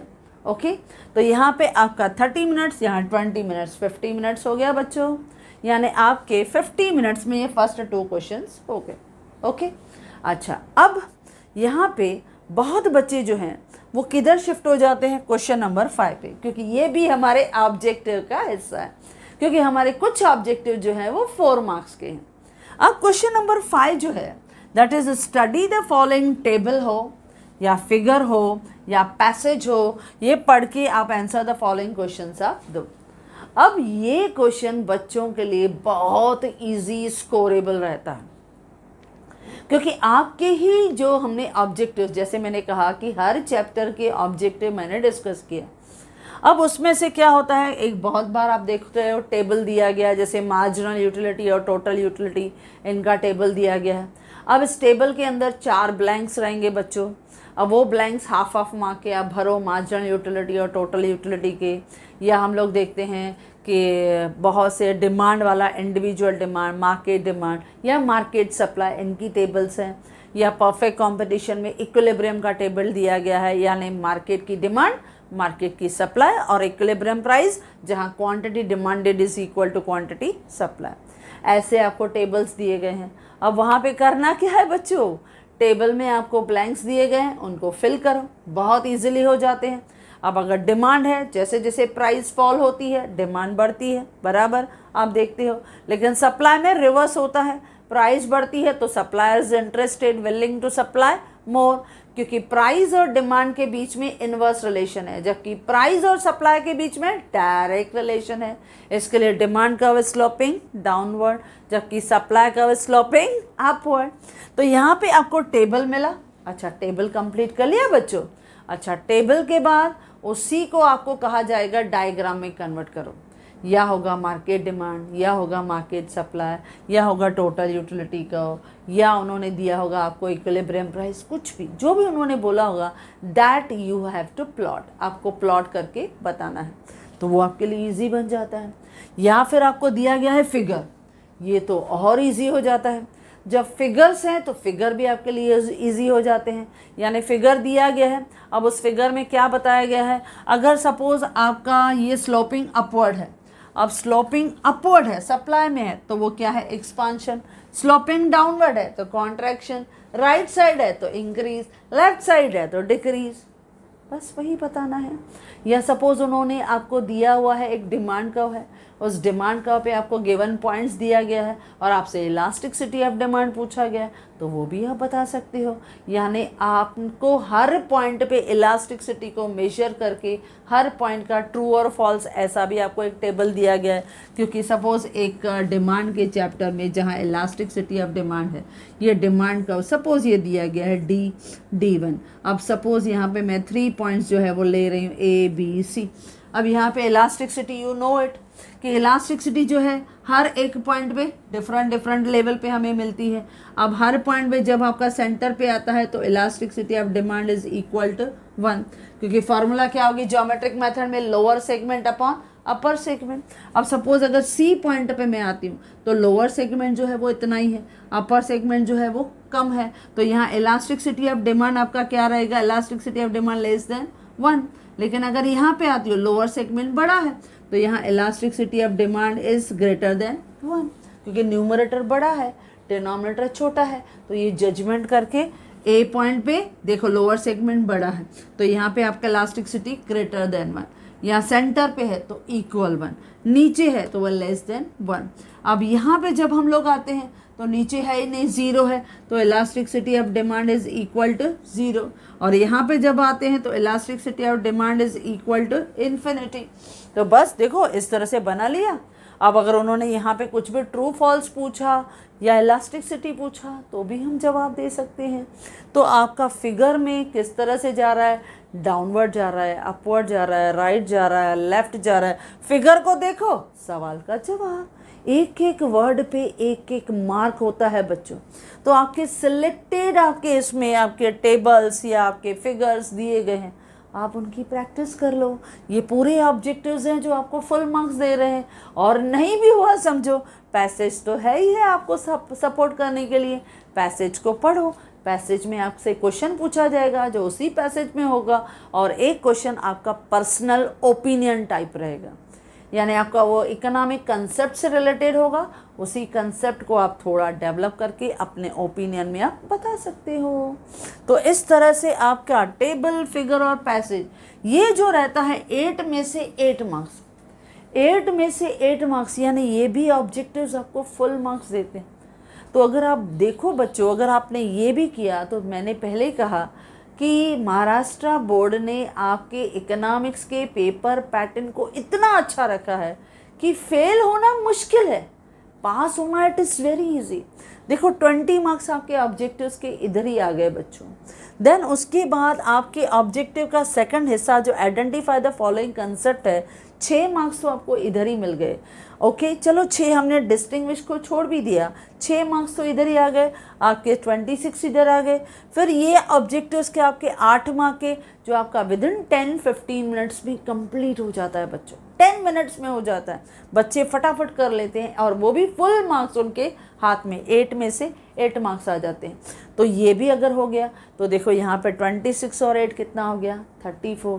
अच्छा उसके बाद भी मैं बच्चों को क्या बोलती हूँ कि यहाँ पे जो एग्री और डिसएग्री है ये भी मैं डिस्कस करने वाली, एटलीस्ट वो 5 सेंटेंस पढ़ो और कुछ नहीं तो आप एग्री और डिसएग्री तो लिख सकते हो। यानी यहाँ पर मुझे 3 मार्क्स मिल गए तो मतलब बैठे बैठाए 37 मार्क्स तो आप बिना थियरी लिखे आप गेन कर सकते हो बच्चों। तो कहाँ हुआ इकोनॉमिक्स डिफ़िकल्ट? इकोनॉमिक्स में स्कोर करना इट इज़ वेरी और टाइम सेविंग है। यानी पहले क्वेश्चन में, यानी पहले फर्स्ट आवर में 1 घंटे में आपने ऑब्जेक्टिव किया, आपने आइडेंटिफाई और फॉलोइंग कंसेप्ट यानी सेकंड क्वेश्चन भी कवर कर लिया, और क्वेश्चन नंबर 5 ये मैक्सिमम बच्चे जो हैं इस तरह से फर्स्ट आवर में कवर कर लेते हैं। इनसे उनको बच्चों को लगता है कि हमारा मैक्सिमम 3 क्वेश्चन उनका 1.25 घंटे, 1 घंटे, 1.25 घंटे में कवर। अब उसके बाद बच्चे सोचते हैं हम रेगुलर नहीं जाए, क्योंकि मेजॉरिटी में बच्चों का, क्योंकि मैं भी कॉलेज में जब बच्चों से मिलती हूँ तो उनको लगता है कि मैम जो लॉन्ग क्वेश्चन है ना उनका थोड़ा टेंशन हमको होता है, तो हम पहले लॉन्ग क्वेश्चन को अटेम्प्ट करना चाहते हैं ताकि हम रिलैक्स हो जाएं। तो मैं कहती हूँ ठीक है, सेकेंड आवर जो मिलता है, यानी आपने फर्स्ट क्वेश्चन कर लिया, नो टेंशन, सेकेंड क्वेश्चन कर लिया, नो टेंशन, क्वेश्चन नंबर 5 हो गया, नो टेंशन। अब 3 क्वेश्चन आपके कंप्लीट हो गए 1.25 घंटे में। ओके बच्चों, अब उसके बाद बच्चे आते हैं सीधा क्वेश्चन नंबर 6 पे। ये क्वेश्चन, अब जो क्वेश्चन नंबर 6 है वो किस तरह है? Answer the following question in detail any 2। कोई भी 2 क्वेश्चन बताओ। अब यहाँ पे आउट ऑफ 3 क्वेश्चन हैं जिनमें से कोई भी 2 क्वेश्चन उन्हें कवर करने हैं बच्चों। जब 3 में से 2 क्वेश्चन रहते हैं तो यहाँ पे बच्चे बहुत केयरफुली डिसाइड करना कौन से 2 क्वेश्चन आपको बहुत अच्छी तरह से आ रहे हैं। अब जब हम लॉन्ग क्वेश्चन की बात कर रहे हैं बच्चों, तो लॉन्ग क्वेश्चन कौन कौन से एक्सपेक्टेड रहते हैं जो आपको तैयारी करनी है, क्योंकि हमने जनरली देखा है लास्ट जो 2 पेपर मार्च 22 का आया, जुलाई का पेपर हुआ, ये दोनों पेपर्स हमने देखे तो उनमें बहुत बार बच्चे, जैसे मैंने पहले कहा, बच्चों को लगता है माइक्रो सेक्शन ईजी है, मैक्रो सेक्शन थोड़ा डिफ़िकल्ट है, वो माइक्रो को प्रिपेयर कर लेते हैं, लेकिन मैक्रो के जब क्वेश्चन हमें ज़्यादा दिखाई देते हैं तो दे फाइंड इट डिफ़िकल्ट। जैसे मार्च 22 में उनको दिखाई दिया था, पहला क्वेश्चन आया था shift and movement in demand, ये पूछा गया था, बच्चे थोड़ा डर गए थे क्योंकि बच्चे प्रिपेयर्ड होते हैं law of demand with assumption या एक्सेप्शन, करेक्ट। लेकिन शिफ्ट और मूवमेंट भी कोई डिफिकल्ट नहीं था, क्योंकि शिफ्ट और मूवमेंट 2 पार्ट्स में डिवाइड होता है, variation in demand, changes in demand, variation in demand, expansion demand और कॉन्ट्रैक्शन इन डिमांड एक्सप्लेन करो। और आपका चेंजेस इन डिमांड जो है वो इंक्रीज इन डिमांड और डिक्रीज इन डिमांड, 4 डिमांड को आपको एक्सप्लेन करने थे। 8 मार्क के लिए इजी था, क्वेश्चन कैसे भी पूछे। लेकिन जनरली हमने देखा कि एक क्वेश्चन माइक्रो से आया, जैसे ये था, दूसरा क्वेश्चन था कि steps in constructing the index number, जो मैक्रो में से था, या उन्होंने different sources of public revenue ये दिया था। और फिर जुलाई का पेपर देखा, उसमें भी हमने देखा लॉ ऑफ डिमांड उन्होंने पूछा, then what are the different reason for the growth of public expenditure, या नेशनल इनकम क्या है, नेशनल इनकम के फीचर्स आप बताओ। तो इजी, यानी 2 क्वेश्चन मैक्रो में से, 1 क्वेश्चन माइक्रो में से, या हो सकता है कि इस साल आपके 2 क्वेश्चन जो है वो माइक्रो में से आ जाए, एनीथिंग विल हैपन, लेकिन you should prepared on your own side. तो लॉन्ग क्वेश्चन के लिए बच्चों कौन कौन से क्वेश्चन प्रिपेयर करने हैं जनरली अपने माइंड में रखो, कि जैसे हम देखते हैं law of diminishing marginal utility है, ओके, डिमिनिशिंग मार्जिनल यूटिलिटी है विथ अजम्पशन और एक्सेप्शन। अब यहाँ पे एक चीज़ आप बच्चों के साथ ज़रूर एक्सप्लेन करूँगी, क्योंकि 3 लॉ हैं, law of DMU with assumption और exception, law of demand with assumption और exception, law of supply with assumption और एक्सेप्शन। ओके बच्चों, नाउ जब लॉ ऑफ DMU हो या डिमांड हो या सप्लाई हो, अगर वो अजम्पशन के साथ आता है तो नो टेंशन एट ऑल, आप उसी लेवल पे आप लिखो, जैसे आप लिखते हो इंट्रोडक्शन है, देन स्टेटमेंट ऑफ लॉ है, देन उसके बाद स्केड्यूल रहता है, यानी एक टेबल का एक्सप्लेनेशन, डायग्राम का एक्सप्लेनेशन, और एनी अजम्पशन आपको बताना है। ओके बच्चों, लेकिन अगर पूछा गया है law of DMU with exception, अगर एक्सेप्शन है तो यहाँ पे क्या है, आपको एक्सेप्शन जो है वो तो लिखना ही है, लेकिन आप एक्सेप्शन को थोड़ा लिमिटेड करके, यानी हमने 4-5 पॉइंट्स लिखा, लेकिन 2 अजम्पशन भी लिखना ज़रूरी है। क्योंकि जब एक्सेप्शन है तो ये माना जाता है कि अजम्पशंस लॉ के इम्पॉर्टेंट पार्ट है, क्योंकि लॉ विदाउट अजम्पशन पॉसिबल नहीं है। क्योंकि हम जब भी लॉ की स्टेटमेंट बोलते हैं बच्चों, क्या बोलते हैं? अदर थिंग्स बीइंग कांस्टेंट, बराबर, अदर थिंग्स बीइंग कांस्टेंट, उसके बाद हम लॉ जो है यानी more quantity is demanded at less price and less quantity is demanded at the high price, यही बोलते हैं, बराबर। या सब, या other things being constant, supplier is ready to supply more quantity at high price and less quantity at low price, बराबर। यानी other things being constant remaining equal, तो वो जो है वो हमारे लॉ का इम्पॉर्टेंट हिस्सा है। जब भी लॉ आपसे एक्सेप्शन के साथ पूछे तो आप एक्सेप्शन की 2 पॉइंट कम लिखो, लेकिन अजम्पशन की 2 पॉइंट ज़रूर लिखो, so that you will be given full marks 8 out of 8। Clear बच्चों? आसान हो गया। तो हमारा जो माइक्रो सेक्शन है उसमें 8 मार्क्स के क्वेश्चन कौन कौन से हैं? Law of DMU with assumption या exception, law of demand with assumption और एक्सेप्शन। लेकिन कभी कभी लॉ ऑफ डिमांड में से कभी कभी ऐसे भी पूछा जा सकता है, defined demand, what are the determinants of demand, यानी वेरियस फैक्टर्स अफेक्टिंग डिमांड। ये भी बहुत अच्छा क्वेश्चन है। ओके, अच्छा, फिर इलास्टिसिटी ऑफ डिमांड में आते हैं, वहाँ पर भी आपके 8 मार्क के क्वेश्चन हैं, जहाँ पे any 2 methods of measuring elasticity of demand, वो भी है, रेशियो मेथड है, आउटले मेथड है, ज्योमेट्रिक मेथड है, या एक और भी अच्छा क्वेश्चन बैठा है, define price elasticity of demand, what are the different types of price elasticity of demand, 5 diagram के साथ आपको एक्सप्लेन करना है। या कभी कभी define elasticity of demand, what are the factors affecting the elasticity of demand, ये भी 8 मार्क का क्वेश्चन है। ओके, तो ये क्वेश्चंस माइक्रो के रहते हैं। अब अगर हम लोग सेकेंड पार्ट में आते हैं, मैक्रो सेक्शन में, तो वहाँ पे इंडेक्स नंबर में what are the steps in constructing the index number, ये लास्ट ईयर आ चुका है तो इस साल आने के चांसेस थोड़े कम हैं। या फीचर्स ऑफ नेशनल इनकम, नहीं, difficulties in measuring the national income, या एनी 2 मेथड्स हम बता सकते हैं, दैट इज़ आउटपुट मेथड और एक्सपेंडिचर मेथड, वो रहता है, या इनकम मेथड और एक्सपेंडिचर मेथड, कोई भी 2 मेथड जो है वो आपसे नेशनल इनकम के लिए पूछ सकता है। या अगर हम लोग पब्लिक फाइनेंस के चैप्टर में आते हैं तो वहाँ पर भी लॉन्ग क्वेश्चन जो है वो जनरली या तो आपको दिखाई देगा लॉन्ग क्वेश्चन में कि what are the different sources of public revenue के कौन कौन से सोर्सेज हैं, या दूसरा क्वेश्चन क्या है, पब्लिक एक्सपेंडिचर क्या है, what are the different reasons या causes for the growth of public expenditure, या what are the different types of budget, क्योंकि बजट 2 टाइप्स में होती है, एक बैलेंस्ड और एक अनबैलेंस्ड। जो अनबैलेंस्ड है उसमें रहता है आपका या तो सरप्लस बजट या तो डेफिसिट बजट। जब बैलेंस बजट रहता है तो estimated expenditure is equal to estimated revenue. लेकिन जब एस्टिमेटेड एक्सपेंडिचर और जो रेवेन्यू है वो इक्वल नहीं हो तो हम उसे क्या कहते हैं, अनबैलेंस बजट। तो some time estimated revenue is exceed, ज़्यादा रहता है देन एस्टिमेटेड एक्सपेंडिचर, तो उसे हम क्या कहते हैं, सरप्लस बजट, जो हमें डेवलप कंट्रीज में दिखती है। और इसको कब यूज़ किया जाता है, ड्यूरिंग इन्फ्लेशन। लेकिन कभी कभी आपका estimated expenditure exceed estimated revenue, जो डेवलपिंग कंट्रीज़ में दिखाई देता है, क्योंकि हमारे यहाँ बजट हमेशा डेफिसिट होती है, हमारा खर्चा ज़्यादा, इनकम कम होता है। और ये कब यूज़ की जाती है, ड्यूरिंग रिसेशन, वहाँ पे यूज़ किया जाता है। तो types of budget with importance भी आपसे पूछा जा सकता है। अब अगर हम चलते हैं मनी मार्केट और कैपिटल मार्केट में, तो यहाँ से आपका लॉन्ग क्वेश्चन कौन सा है बच्चों, बेस्ट है आपका different functions of central bank, क्योंकि सेंट्रल बैंक के फंक्शंस को वो पूछ सकता है। या रोल ऑफ मनी मार्केट, वो काफ़ी अच्छा इंपॉर्टेंट क्वेश्चन है। तो ये question functions of commercial bank, वो ज़्यादातर शॉर्ट नोट्स में हमें दिखाई देता है। तो ये क्वेश्चन आप प्रिपेयर करो।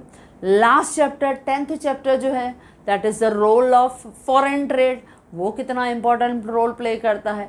तो ये सब आपके लिए लॉन्ग क्वेश्चन है जो आपके लिए इंपॉर्टेंट रोल प्ले करते हैं। अब जब आप लॉन्ग क्वेश्चन की बात करते हो बच्चों, तो समझो अगर हमारा इस क्वेश्चन नंबर 5 में 10-15 मिनट फर्स्ट आवर में ज़्यादा भी लग गया तो आप सेकंड आवर में आराम से बैठ के ये क्वेश्चन डिटेल में बैठ के डिटेल में अच्छी तरह से आप लिख सकते हो। यानी 20-20 मिनट भी आपने उनको दिया, 25 मिनट भी एक क्वेश्चन को दिया ना, मोर देन इनफ हो गया बच्चों, मोर देन इनफ। आपने कोई भी 2 क्वेश्चन बेस्ट जो आपका आते हैं वो उसमें से सिलेक्ट करो और अटेम्प्ट करो, कोई भी 2 क्वेश्चन। तो यह आपने सेकंड आवर में कंप्लीट कर लिया। अब आप रिलैक्स हो गए। जब सेकंड आवर का बेल बजेगा मतलब आपके 4 क्वेश्चन कंप्लीट है। क्वेश्चन नंबर 1, 2, 5 और 6 कंप्लीट। अब आपके हाथ में है क्वेश्चन नंबर सिर्फ 2 जो लास्ट थर्ड आवर में बचे हैं, और 10 मिनट ऊपर से बोनस भी है क्योंकि आपका पेपर 6:10 को लिया जाएगा, 10 मिनट एक्स्ट्रा है बच्चों। तो अब हमारे पास है सिर्फ 2 क्वेश्चन, क्वेश्चन नंबर 3 और क्वेश्चन नंबर 4। अब जब क्वेश्चन नंबर 3 और क्वेश्चन नंबर 4 हैं तो इन दोनों जगह पे हमें दिखाई देते हैं 4-4 मार्क के क्वेश्चन। अब जैसे यहाँ आंसर द फॉलोइंग क्वेश्चन है, एनी 3 आपसे पूछा गया, तो इसमें हमें दिखाई देते हैं शॉर्ट नोट्स। अब ये शॉर्ट नोट्स जो रहते हैं जनरली आपके एग्री और डिसएग्री वाले क्वेश्चन वहाँ पे भी पूछे जा सकते हैं, एनीवेयर एनी टाइम, क्योंकि क्वेश्चन नंबर 3 और 4 दोनों 4-4 मार्क के वेटेज वाले क्वेश्चन रहते हैं। अब जैसे अगर मैं क्वेश्चन नंबर चैप्टर 1 देखूँ, इंट्रोडक्शन टू माइक्रो और मैक्रो इकोनॉमिक्स, तो यहाँ पे आपके क्वेश्चन जो हैं वो सब 4 मार्क के हैं ज़्यादातर। माइक्रो से रिलेटेड 3 शॉर्ट नोट हैं, that is the scope of micro, then features of micro और इम्पोर्टेंस ऑफ माइक्रो। और मैक्रो की भी अगर मैं बात करूं तो मैक्रो में भी इसी तरह से हमको दिखाई देता है, जिसमें स्कोप ऑफ मैक्रो है, देन फीचर्स ऑफ मैक्रो है, और थर्ड जो रहता है इम्पोर्टेंस ऑफ मैक्रो। और यहाँ पर ही आप देखोगे फर्स्ट चैप्टर में एग्री और डिसएग्री में state with the reason whether you agree और डिसएग्री। अब यहाँ पे स्पेशली ध्यान देना है बच्चों, जब आप आंसर द फॉलोइंग क्वेश्चन कर रहे हो, कोई भी आपने एनी 5 में से एनी 3 आपको सेलेक्ट करना है। 5 में से जो 3 क्वेश्चन आपको समझ में आ रहा है, यू गो थ्रू इट, आप उसमें से गो थ्रू करो। अब स्पेशली जैसे मैंने कहा आंसर द फॉलोइंग क्वेश्चन, तो आंसर द फॉलोइंग क्वेश्चंस में फर्स्ट चैप्टर में से भी हमें 4-4 मार्क के मिलते हैं। सेकंड चैप्टर जब हम देखते हैं तो फीचर्स और हम लोग देखते हैं टाइप्स ऑफ यूटिलिटी, ये 4-4 मार्क की वेटेज रखते हैं। या significance of law of DMU, ये भी 4 मार्क की वेटेज को रखता है। अगर मैं थर्ड चैप्टर्स में से जाती हूँ तो वहाँ पर भी थर्ड चैप्टर में टाइप्स ऑफ डिमांड, वो भी 4 मार्क के लिए डिमांड करता है।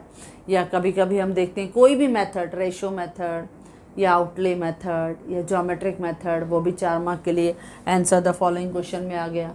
या यहाँ आंसर द फॉलोइंग क्वेश्चन के लिए इंडेक्स नंबर में से price index number, quantity index number, value index number, कोई भी आपने वो मेथड आपको कैलकुलेशन के लिए दे दिया।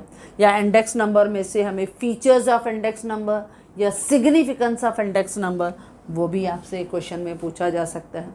या हमारे जो main specially forms of market हम देखते हैं, अब उसमें परफेक्ट कंपटीशन के फीचर्स, मोनोपोलिस्टिक कंपटीशन के फीचर्स या ओलिगोपोली मार्केट के फीचर्स, ये हमसे इसी क्वेश्चन में यहाँ पे पूछे जा सकते हैं। या हम लोग जब नेशनल इनकम की बात करते हैं तो फीचर्स ऑफ नेशनल इनकम या circular flow of national income, वो यहाँ पे क्वेश्चन के लिए आ सकता है। या क्लासिफिकेशन ऑफ हम लोग पब्लिक एक्सपेंडिचर देखते हैं, वो आंसर द फॉलोइंग क्वेश्चन के लिए पूछा जा सकता है। तो इस तरह से फंक्शंस ऑफ कमर्शियल बैंक है, टाइप्स ऑफ फॉरेन ट्रेड है, यानी इंटरनल ट्रेड हम लोग देखते हैं। फॉरेन ट्रेड में that is export trade, import trade और इंटरपोर्ट ट्रेड, वो हमें यहाँ पे इस तरह से शॉर्ट नोट में दिखाई दे सकता है। तो इस तरह से आंसर द फॉलोइंग क्वेश्चन जब हम बच्चों देखते हैं तो यही क्वेश्चन हमें दिखाई देंगे। या कभी कभी ऐसा होता है रिसेंट ट्रेंड इन इम्पोर्ट या एक्सपोर्ट, वो भी आपका आंसर द फॉलोइंग क्वेश्चन में दिखाई देगा। अब यहाँ पे बाकी बचता है अपना ये क्वेश्चन। जब ये आंसर द फॉलोइंग क्वेश्चन है 4 मार्क के लिए, तो अभी ध्यान देना है बच्चों, आपके पास है 1 घंटा, ओके, ध्यान दो। ज़्यादा है आप एडजस्ट कर सकते हो, अगर सेकेंड आवर में से आपकी ये लॉन्ग क्वेश्चन में से टाइम बचा है तो यू कैन एडजस्ट इट। लेकिन अगर थर्ड आवर में बचा है तो यहाँ पे आपको 3 करना है आधे घंटे में, यानी 10 मिनट से ज़्यादा आपके पास या 12 मिनट से ज़्यादा टाइम नहीं है। 10 से 12 मिनट में एक शॉर्ट नोट आपको कवर करना है, क्योंकि टाइम का मैनेजमेंट इज़ वेरी इंपॉर्टेंट, आपको इम्पॉर्टेंट रखना है। क्योंकि बहुत बार बच्चे ऐसे कंप्लेन करते हैं कि मैम टाइम कम पड़ गया, आ तो बहुत रहा था लेकिन टाइम कम पड़ गया। तो ये नहीं होना चाहिए बच्चों। तो आपका 3 जो है शॉर्ट नोट जो है वो आपका within half an hour complete होना चाहिए। बाकी बचा एग्री और डिसएग्री, उसमें भी आप 10 मिनट एक को दे दो, कोई भी स्टेटमेंट लिखो और उसका पहले तो जवाब दे दो वेदर यू आर एग्री कि डिसएग्री। बच्चों पहले तो यूँ लिखना है आपको, एग्री कि डिसएग्री। कम से कम 1 मार्क तो आपकी मिलनी चाहिए कि आपने एग्री लिखा कि डिसएग्री। तो आप पहले वो सेंटेंस लिखो। अब जब हम एग्री और डिसएग्री की बात करते हैं तो वो भी मैंने एक लिस्ट जस्ट जनरली ऑब्जर्व किया बच्चों। तो आपकी जो टेक्स्ट बुक है उसमें चैप्टर्स में सिलेक्टेड आपके पास सिर्फ 18 से 20 तक सिर्फ स्टेटमेंट है और मैक्सिमम हमें यही बोर्ड में दिखाई देगा। तो गो थ्रू इट। जैसे हम लोग फर्स्ट चैप्टर में देख रहे हैं, पहले तो 5 एग्री और डिसएग्री तो फर्स्ट चैप्टर में ही है, तो जनरली हमें वहाँ से दिखाई देता है। जैसे स्कोप ऑफ माइक्रो इकोनॉमिक्स क्या अनलिमिटेड है? नहीं, वो इंडिविजुअल स्टडी है तो वो लिमिटेड है। तो पहले ही डिसएग्री, 1 मार्क तो अपनी बन गई। बाकी 3 मार्क्स के लिए माइक्रो का इंट्रोडक्शन, माइक्रो इकोनॉमिक्स का डेफिनेशन और उसको जस्टिफाई करो, एक्सप्लेन करो। कितना आसान है। तो इसके लिए ये आपके एग्री और डिसएग्री वाला जो क्वेश्चन है इट इज़ वेरी गुड, बहुत अच्छा है, जो आप आराम से लिख सकते हो। या दूसरा है macro economics deals with the study of individual behaviour. No, micro है तो इंडिविजुअल, मैक्रो है तो एग्रीगेट का बिहेवियर है, एग्रीगेट की स्टडी है तो डिसएग्री। फिर उसको एक्सप्लेन और जस्टिफाई करो। और ये सब क्वेश्चन जितने भी मैं डिस्कस कर रही हूँ, द एंटायर एग्री डिसएग्री मैंने अपने नोट्स में अपनी वेबसाइट पे क्लियरली आपको दिया हुआ। थर्ड है macro economics is different from micro. Yes, दोनों का डिस्टिंग्विश याद है, उसको थियरी में कवर करो, एग्री। देन माइक्रो इकोनॉमिक्स जो है वो यूज़ करता है स्लाइसिंग मेथड। यस, क्योंकि माइक्रो में स्लाइसिंग और मैक्रो में लंपिंग मेथड यूज़ होता है। और micro economics is known as income theory. No, micro को हम बोलते हैं प्राइस थियरी और मैक्रो को हम बोलते हैं इनकम थियरी। तो उसने पूछा माइक्रो को हम इनकम थियरी बोलते हैं, डिसएग्री। हम माइक्रो को प्राइस थियरी बोलते हैं लेकिन मैक्रो को हम लोग इनकम थियरी बोलते हैं, क्योंकि माइक्रो में हम प्रोडक्ट प्राइसिंग, फैक्टर प्राइसिंग यही देखते हैं, डिमांड और प्राइस का इन्वर्स रिलेशनशिप हो, इक्विलिब्रियम प्राइस डिसाइड कैसे करना है, marginal utility equal to price है, कंप्लीट इक्विलिब्रियम पोजीशन, प्राइस का जो डिटर्मिनेशन है वो हमें माइक्रो में दिखाई देता है। तो ये तो हमें एग्री और डिसएग्री फर्स्ट चैप्टर में दिखाई देते हैं। ओके बच्चों। Then third A chapter, third A यानी डिमांड एनालिसिस। यहाँ पे हमें दिखाई देता है एग्री और डिसएग्री। क्या demand curve slopes downward from left to right? Yes, agree. Demand curve sloping downward from left to right, क्योंकि प्राइस और डिमांड के बीच में इन्वर्स रिलेशनशिप है। आप टेबल लेके एक्सप्लेन करो, डायग्राम के साथ एक्सप्लेन करो, बहुत ईजी है। Price is the only determinant of demand, disagree, क्योंकि so many determinants are of the demand जो हमारे डिमांड को अफेक्ट करते हैं। बहुत सारे फैक्टर्स हैं, आप लिख सकते हो। प्राइस ऑफ कमोडिटी है, प्राइस ऑफ सब्सटीट्यूट है, प्राइस ऑफ कॉम्प्लीमेंट्री गुड्स है, इनकम ऑफ कंज्यूमर है, टेस्ट प्रेफरेंस हैबिट है, फ्यूचर एक्सपेक्टेशन रहती है कंज्यूमर्स की, एडवर्टाइजमेंट और सेल्समैनशिप रहता है, क्लाइमेट है, गवर्नमेंट की पॉलिसी है, टैक्स की पॉलिसी है, डेमोन्स्ट्रेशन इफेक्ट है, न्यू टेक्नोलॉजी है, ये सब आपके डिमांड पे अफेक्ट करते हैं। Then When the price of given goods fall, जब पुअर क्वालिटी गुड्स की डिमांड कम होती है तो क्या demand for it increase? No, ये एक्सेप्शन है। तो उसकी जब given goods, poor quality goods की प्राइस घटती है तो डिमांड भी कम होती है, तो डिसएग्री। फिर 6th चैप्टर है इंडेक्स नंबर, उनमें एग्री और डिसएग्री है, जो मैंने अपने नोट्स में क्लियरली आपको दिखाया है। यू जस्ट वंस ट्वाइस आप just go through it, you can easily write. जैसे इंडेक्स नंबर मेजर करता है changes in the price level only, no, disagree. शुरुआत ऐसे हुई थी कि प्राइस इंडेक्स नंबर को हमने प्राइस का ही चेंजेस के लिए यूज़ किया था, लेकिन बाद में बहुत सारी चेंजेस, यानी एग्रीकल्चर एरियाज़ में कितना बदलाव हुआ है, इंडस्ट्रियल प्रोडक्टिविटी में कितना हुआ है, स्टॉक मार्केट में कितना चेंज, इंपोर्ट में कितना, एक्सपोर्ट में कितना, इन सब का चेंजेस हम प्राइस इंडेक्स नंबर से कैलकुलेट करते हैं। तो index number are the free from limitation? नहीं, इंडेक्स नंबर के भी बहुत सारे लिमिटेशंस हैं। तो हर एक चीज़ के कुछ ना कुछ प्रॉज एंड कॉन्स तो होते ही हैं, एडवांटेजेस हैं तो डिसएडवांटेजेस हैं, पॉजिटिव साइड है तो नेगेटिव साइड्स भी हैं, तो लिमिटेशंस भी हमें इंडेक्स नंबर में दिखाई देते हैं। Index number can be constructed without the base year? No, base year के बगैर कंपैरिजन हम किससे करेंगे? बेस ईयर के साथ। तो बेस ईयर के बगैर हमारा इंडेक्स नंबर कैसे कंस्ट्रक्ट होगा? तो इसके लिए ये पॉसिबल नहीं है। देन 7th चैप्टर है, उसमें भी हमारे पास दो डू यू एग्री हैं। There are many theoretical difficulties in the measurement of national income? Agree. बहुत सारे थियोरेटिकल प्रॉब्लम्स आ रहे हैं जब हम नेशनल इनकम को मेजर करते हैं, तो थियोरेटिकल जितने भी हमारे प्रॉब्लम्स आए उनको वन बाय वन एक्सप्लेन करो। या under the output method value added approach is use, हम यूज़ करते हैं to avoid the double counting. Yes, क्योंकि हम जब भी नेशनल इनकम को काउंट करते हैं तो हमेशा कोशिश ये रहती है कि कोई भी मेथड से जाएं, डबल काउंटिंग नहीं होनी चाहिए। National income must be counted without duplication, ताकि एक्यूरेसी मेंटेन हो, ताकि ओवर वैल्यूशन और अंडर वैल्यूशन नहीं हो। तो ये एग्री है। देन 8th चैप्टर में हमें दिखाई देता है obligatory functions is the only function of government? Disagree, क्योंकि सिर्फ ऑब्लिगेटरी फंक्शंस नहीं है, सम ऑप्शनल फंक्शंस जो हैं वो भी गवर्नमेंट को परफॉर्म करना पड़ता है। और आजकल तो गवर्नमेंट का रोल इतना वास्ट हो गया है, इतना बढ़ गया है कि गवर्नमेंट को काफ़ी मॉडर्न फंक्शंस भी परफॉर्म करने पड़ते हैं। अच्छा, फाइन्स और penalties are the major source of revenue for the government? No, disagree है, लेकिन वेरी लिमिटेड शेयर्स जो है उस फाइन्स और पेनल्टी में से हमें आते हैं, क्योंकि गवर्नमेंट के दो सोर्सेज हैं, एक टैक्स के सोर्सेज और एक नॉन टैक्स के आते हैं। टैक्स में डायरेक्ट और इनडायरेक्ट आते हैं, लेकिन नॉन टैक्स सोर्सेज में आपने देखा है फाइन्स और पेनल्टीज़ हैं, फीस में से आते हैं, गिफ्ट और ग्रांट्स में से आते हैं। दैन कुछ पब्लिक गुड सर्विसेज हैं, उनकी प्राइसेस में से उन्हें माल आते हैं, या पब्लिक के बोरोइंग्स है वहाँ से आते हैं। तो ये सब आपके कुछ अलग सोर्सेस हैं जहाँ से गवर्नमेंट को रेवेन्यू मिलता है।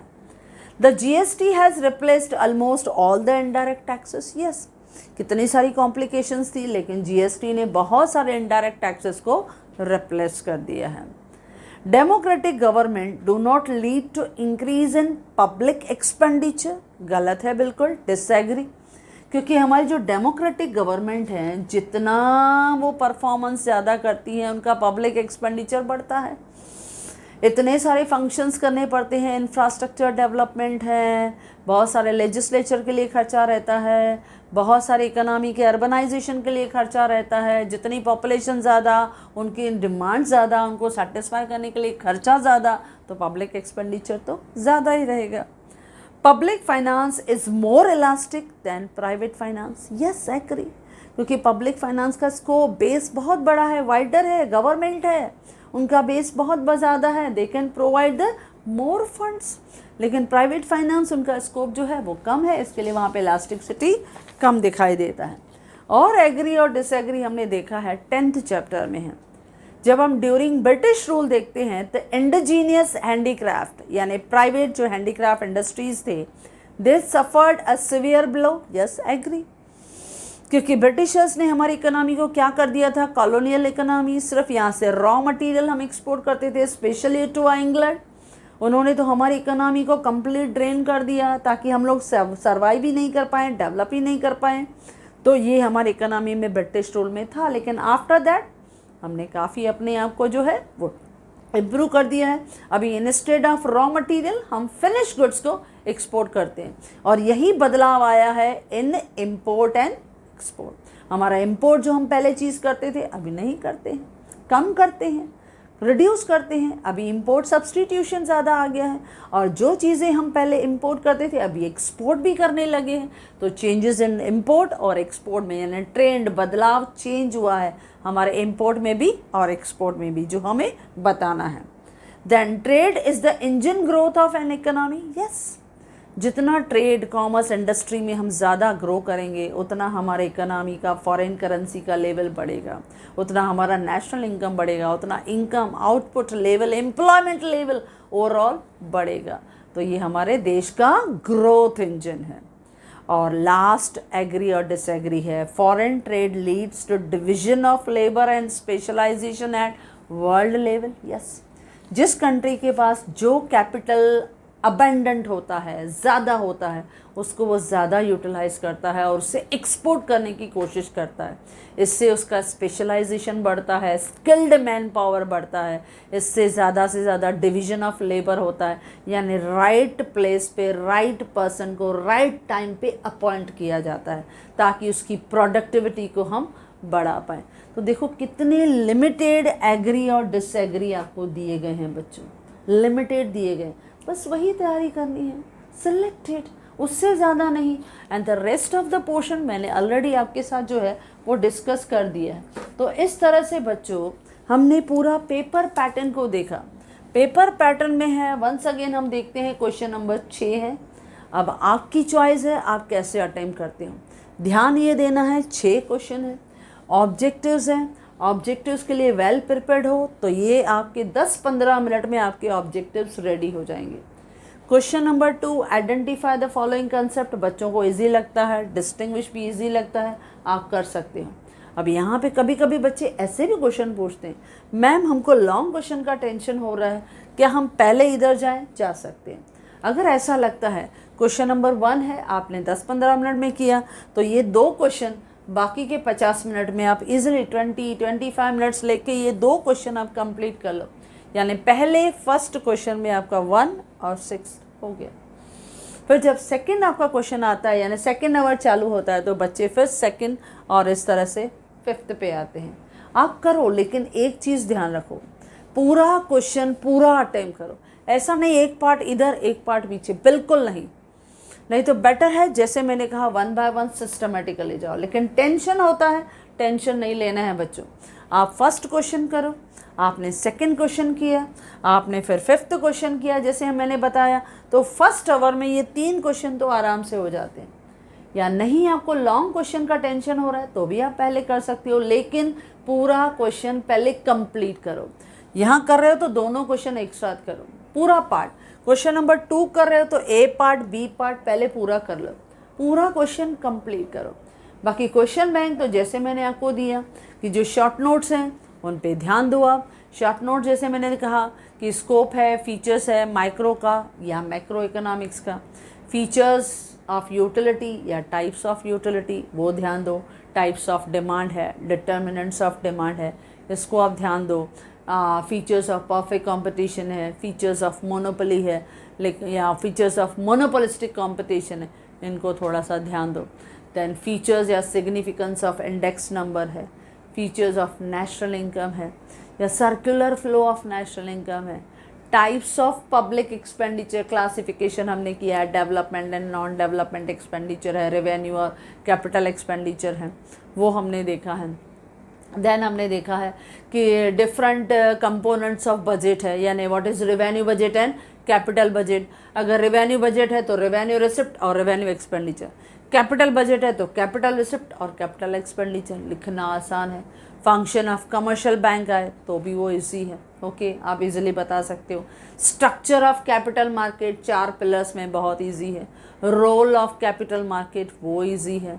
टाइप्स ऑफ फॉरेन ट्रेड 3 ही है, इंपोर्ट एक्सपोर्ट और इंटरपोर्ट ट्रेड है, या रोल ऑफ फॉरेन ट्रेड वो भी इजी है हमारे लिए, या recent trade in import and export, क्योंकि यही क्वेश्चंस हैं जो जनरली हमने देखा या शॉर्ट नोट में या आपके एग्री और डिसएग्री। एग्री और डिसएग्री तो जो मैंने अभी अभी आपके साथ लिस्ट डिस्कस किया बच्चों, वो है ही 18 से 20 क्वेश्चन, और वही टेक्सचुअल क्वेश्चन ही आपसे ज़्यादा पूछे जाते हैं। ये आपके पूरा टेक्स्ट बुक में दिया हुआ है, और मैंने एंटायर जितना भी मैंने मैक्सिमम सिलेबस आपके साथ कवर किया है ये सब मैंने आपको इस थियरी में दिया गया है।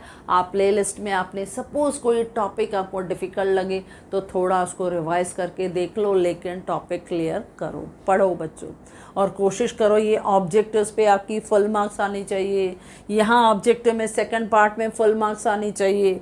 ये ऑब्जेक्टिव स्टडी द टेबल वो आपके पूरे थ्रू आउट द सिलेबस में लिमिटेड टेबल्स हैं, लिमिटेड जो है फिगर्स दिए गए हैं, उसको कवर करो ताकि आपकी एक मार्क भी लूज़ नहीं होनी चाहिए।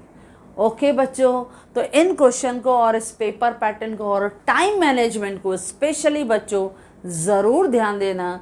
तो यू विल सी दैट कि आपकी जो मार्क्स होंगी, जो वाशी बोर्ड में हम लोग देखते हैं कि मैक्सिमम बच्चे आउट ऑफ 100 98 मार्क्स तक कवर करते हैं बच्चों। एंड आई होप कि मेरे बच्चे भी उतने टारगेट को ज़रूर अचीव करेंगे। So all the best for your board exams. God bless you बच्चा, all the best, thank you.